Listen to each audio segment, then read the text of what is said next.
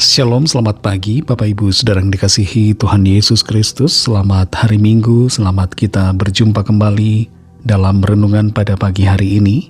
Kita bersyukur karena di minggu pertama bulan November ini kita masih ada dan menikmati segala berkat kebaikan Tuhan. Bersyukur selalu untuk anugerah Tuhan agar hati kita penuh dengan sukacita dan damai sejahteranya. Sebelum kita mendengar kebenaran firman Tuhan, mari kita berdoa.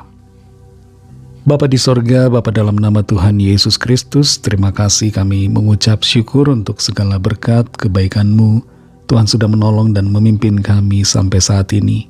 Hari lepas hari, pertolongan-Mu selalu Tuhan nyatakan. Saat ini kami mau mendengar sabda firman-Mu, urapilah kami supaya kami mengerti dan mentaati akan setiap kehendak-Mu. Dalam nama Tuhan Yesus kami berdoa. Haleluya. Amin. Saudara yang dikasihi Tuhan, ayat firman Tuhan saat ini terdapat dalam kitab 1 Samuel pasal yang ketiga, ayat yang pertama. Tertulis demikian. Samuel yang muda itu menjadi pelayan Tuhan di bawah pengawasan Eli. Pada masa itu firman Tuhan jarang, penglihatan-penglihatan pun tidak sering. Saudara yang dikasihi Tuhan, sebuah sungai yang pernah saya kunjungi beberapa waktu lalu. Belum lama ini saya lewati tapi airnya sedikit. Tanah di bagian dasar sungai pecah-pecah sebagian besar karena tidak ada air. Begitulah kondisi sungai kalau kering, kekurangan, dan tidak ada air. Kalau hidup kita kekurangan firman Tuhan, hidup kita bagaikan sungai yang tidak ada airnya, kering. Hati kita kering kerontang karena tidak ada firman Tuhan di dalamnya. Firman Tuhan itu bagaikan air yang menghidupkan dan menyegarkan. Kita perhatikan di sini 1 Samuel 3 ayat 1. Samuel yang muda itu menjadi pelayan Tuhan di bawah pengawasan Eli. Pada masa itu firman Tuhan jarang, penglihatan-penglihatan pun tidak sering. Ada suasana yang suram pada saat itu berkaitan dengan kondisi rohani bangsa Israel. Dinyatakan di situ firman Tuhan jarang dan penglihatan-penglihatan pun tidak sering. Ada kekeringan rohani. Penyebab kekeringan rohani itu disebabkan oleh karena bangsa Israel menjauh dari Tuhan. Mereka mengikuti keinginan-keinginan mereka sendiri. Bahkan anak-anak Imam Eli, Hofni dan Pinehas hidup dalam dosa.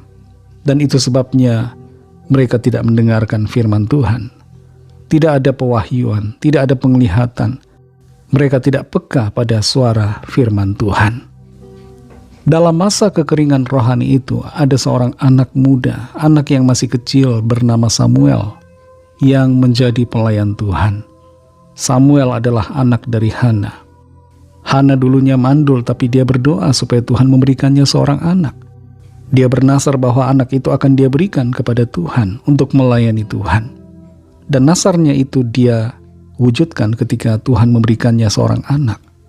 Samuel, anaknya, diserahkan kepada Tuhan untuk melayani Tuhan.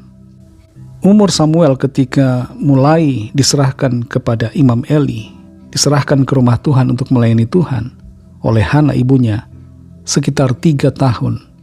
Karena dituliskan bahwa dia diserahkan setelah ia berhenti menyusu. Bayangkan anak sekecil itu sudah diserahkan untuk melayani Tuhan. Betapa luar biasanya orang-orang yang mau memberi diri untuk melayani sejak muda, melayani Tuhan sejak masa kecil. Ada banyak orang yang berencana untuk melayani Tuhan nanti kalau sudah tua. Padahal umur tidak ada yang tahu. Selagi kita masih hidup, jangan pernah menunda-nunda untuk melayani Tuhan. Layani dengan apa yang kita bisa lakukan, sesuai dengan karunia yang Tuhan berikan. Usia muda bukanlah hambatan untuk melayani Tuhan. Berkebalikan dengan Samuel, Imam Eli pada saat itu sudah tua. Usianya sekitar hampir 90 tahun. Dan usia Imam Eli ketika meninggal adalah 98 tahun. Tapi walaupun Imam Eli sudah tua, ia juga tetap melayani Tuhan. Usia tua bukan halangan untuk terus melayani Tuhan. Jangan kita beralasan bahwa kita sudah terlalu tua sehingga tidak dapat melayani Tuhan. Layani Tuhan dengan apa yang kita bisa, sesuai dengan karunia yang Tuhan berikan. Saudara yang dikasihi Tuhan, berapa usia kita saat ini? Entah kita masih muda atau sudah tua, tetaplah melayani Tuhan, menjadi saksi-saksi Tuhan dimanapun kita berada. Sampaikan firman Tuhan, agar orang-orang di sekitar kita tidak mengalami kekeringan rohani, tapi mengalami lawatan Tuhan yang mengubahkan hidup mereka. Mari kita berdoa. Terima kasih Tuhan Yesus, kami bersyukur Bapa untuk firman-Mu yang sudah kami dengar. Engkau baik Tuhan bagi setiap kami. Engkau mengasihi kami. Engkau mau memakai kami dan Engkau dapat memakai kami ketika muda ataupun sudah tua. Engkau adalah Tuhan yang memampukan kami. Engkau Tuhan yang memberikan karunia dan kuasa bagi kami untuk kami melakukan tugas pelayanan.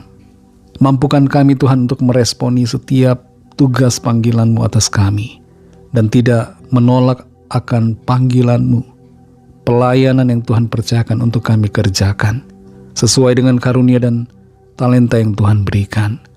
Terima kasih Tuhan untuk firman-Mu. Berkati kami semua di sepanjang hari ini dalam segala tugas aktivitas kami, dalam pelayanan dan dalam segala hal, agar kehidupan kami menyenangkan dan memuliakan nama Tuhan. Kami berdoa bagi yang sakit dan yang sedang dalam persoalan. Lawatlah ya Tuhan, ada mujizat, ada pertolongan Tuhan. Kesembuhan terjadi, pertolongan Tuhan dinyatakan. Kami serahkan semua ke dalam tangan kasih-Mu. Dalam nama-Mu yang kudus, nama Tuhan Yesus Kristus, kami sudah berdoa dan mengucap syukur. Haleluya. Mari sama-sama kita berdoa, doa Bapa kami. Bapa kami yang di sorga, dikuduskanlah nama-Mu. Datanglah kerajaan-Mu, jadilah kehendak-Mu di bumi seperti di sorga. Berikanlah kami pada hari ini makanan kami yang secukupnya, dan ampunilah kami akan kesalahan kami, seperti kami juga mengampuni orang yang bersalah kepada kami.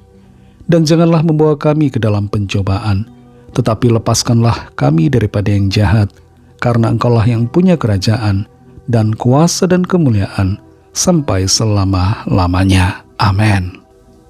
Terimalah berkat Tuhan. Tuhan memberkati engkau dan melindungi engkau. Tuhan menyinari engkau dengan wajah-Nya dan memberikan kasih karunia. Tuhan menghadapkan wajah-Nya kepadamu dan memberikan damai sejahtera. Berkat anugerah Allah Bapa, kasih karunia dari Tuhan Yesus Kristus, dalam persekutuan dengan Roh Kudus, menyertai saudara semua, sekarang ini dan sampai Maranatha, Tuhan Yesus datang kembali, dan bahkan sampai selama-lamanya. Dalam berkat nama Tuhan Yesus Kristus, haleluya, amin. Puji Tuhan, saudara yang dikasihi Tuhan, saya percaya firman Tuhan menjadi berkat dan kekuatan buat saudara semua, dan Roh Kudus akan menolong saudara untuk lebih lagi memahami kebenaran firman Tuhan dan hidup selalu dalam kemenangan. Tuhan Yesus memberkati saudara semua. Sampai jumpa dalam renungan yang berikutnya. Haleluya.